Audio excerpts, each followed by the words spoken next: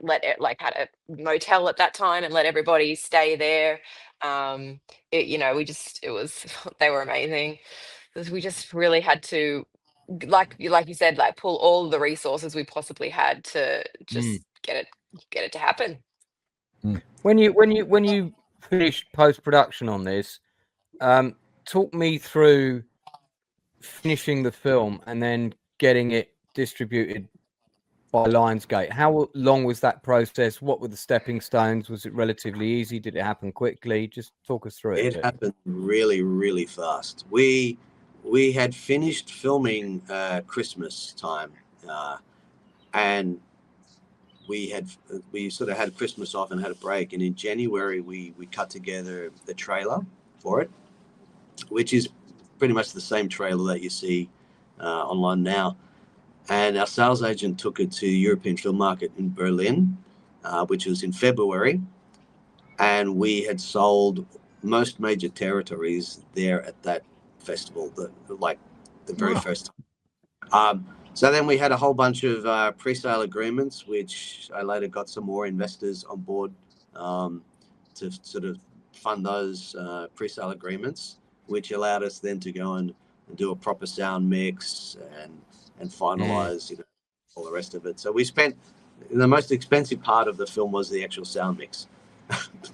Yeah. I mean, I remember doing that on my second from last feature. And yeah, I mean, you go in a proper studio. That's a lot of time, and you got to get the proper guys that know what they're doing. And yeah, it adds up pretty quick. It's a big chunk of change, especially for a film with these kind of sound mixes and battle scenes and all of that sort of stuff. That's quite complex. Yeah, but it makes a huge difference to elevating the quality of what you end up seeing. Like it's we had a great one. Totally. I mean, totally right. Money well spent. Absolutely. You're right. Can forgive stuff like that. The picture inconsistencies, but your ears do not forgive bad sound. No, they don't. Yeah, they don't. Yeah, I mean, Gary knows all about that. So he was there on the yeah. ground as well. Yes, I yelled for you. Being a bit of a military history guy, was this? I haven't seen the film. I've only seen the trailer, so I've got a gist of the story. Is this based on a specific historical battle that took place during World War One, or is it just a non-specific time? And I mean, to what degree did you look at historical authenticity? I don't just mean the uniforms, but things like unit badges, that kind of stuff. Did you go that far, or did you not go that far? We didn't really go far as individual unit badges, because it was a fictional story. It was obviously set World War One, loosely sort of based around the Somme. So it's a fictional battalion in the movie, not a specific one from history or anything like that. No, it's not. We didn't have the time or the money to be that detailed and specific about which unit and try to get the badges exactly right, because there's a lot of people who get offended if you get those wrong. So that's why I asked the question. In some ways, you're safer kind of working in the fictional sort of realm. Yeah, and we are very respectful of the history. It's like, what happened is horrendous. And, I think keeping it fictional in that way, we were better able to honor what, the history and the sacrifices and the experiences of the soldiers. So it didn't take people out of the story that we were telling. Yeah, got you. Where and when did you... Sorry. Even then, we still have people commenting, emailing us and saying, "Oh, there's a ribbon there. That ribbon didn't come out for 6 months after this period of the battle." And I'm like, "Well, how do you know what period of the battle this is in? Like, come on, give us a break." They like freeze frame and zoom right into this ribbon, the counting colors. Right.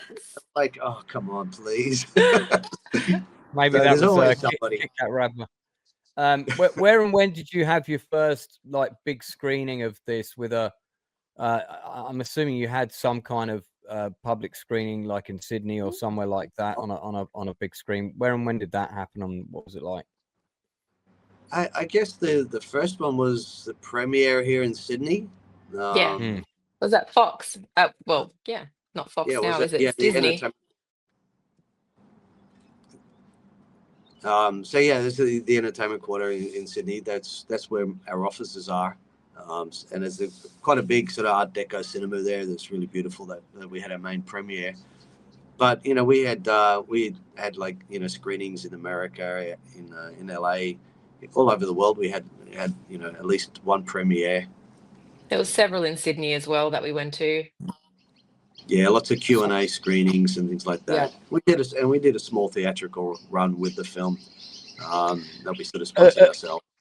As creatives, do you tend to will you sit at the back when you've got a screening on and watch the audience reaction? Because I know I do. I don't know how. Yeah, totally. It's as long as the audience reactions are appropriate. Like if they're going wrong, then you just got to run out the door. Quickly get out the back and run. No, for the most part, you know, people loved Forbidden Ground. You know, you can't please everyone all the time, and every film is going to have its critics, and especially when you're doing a low budget film, you're never going to be able to appease everybody, and that's the nature of art, really, isn't it? It's a very individual, selective thing. So all we can do is make movies that appeal to us and that we love, and try to make sure everyone else can enjoy them as well. So let's move on to Ocean's Curse, because that's your next project, currently on Kickstarter. It's obvious that you're very passionate about it. So great crowdfunding video. I'm going to also mention it on my weekly show next Tuesday. Thank you. So I'll be giving it another plug for you. How did the idea? I don't know who wants to take this question, but how did the idea first come about? Who jumped up first and said, "I know a sunken ship with underwater"? That's Johan's idea, and we were working on a different film at the time, which we still are working on. It's just on the back burner now. So we'd been, you know, working on this script, writing it together for I don't know, a while now, and I get this call. Like with my baby writing, he's like, I already know this story. Yeah. Well, you were there, and he's like, I think we should pivot. And I'm like, really? We've just spent like 6 months, a year working on Shadowed Veil. Like, really? And he was like, yeah, I just think we should do something much simpler. Let's do something just you and I. We shoot it on the weekends, really easy, not a lot of crew. And I'm like, well, I mean, that does sound good. Maybe we could start smaller. Let's take a step back. Next minute, we're doing this massive sci-fi, like your supernatural underwater cartel crazy beast of a film, which is just as big as the last film we were working on. But I mean, that's Johan. Like he's so great. It's so great to work with because, you know, like we don't have any limitations on ourselves just because we are indie filmmakers. Like we always, you know, we try, even when we try to go small, we end up with this giant beast of a film. But as for the actual idea where he came from, how he is up to you, Yo. Like, because I know you're a scuba diver. How did this, before you picked up the phone to call me, where did it come from? In my head, it did start as a much smaller idea, but like everything I do, it ends up being big. Like even with back on Forbidden Ground, I remember my producing partner Danae back then. She's like, "What's this backhoe for?" And it's like, well, you know, if you're on the battlefield, you need trenches. And they go, what? Where is this? Don't worry, I'll put it in.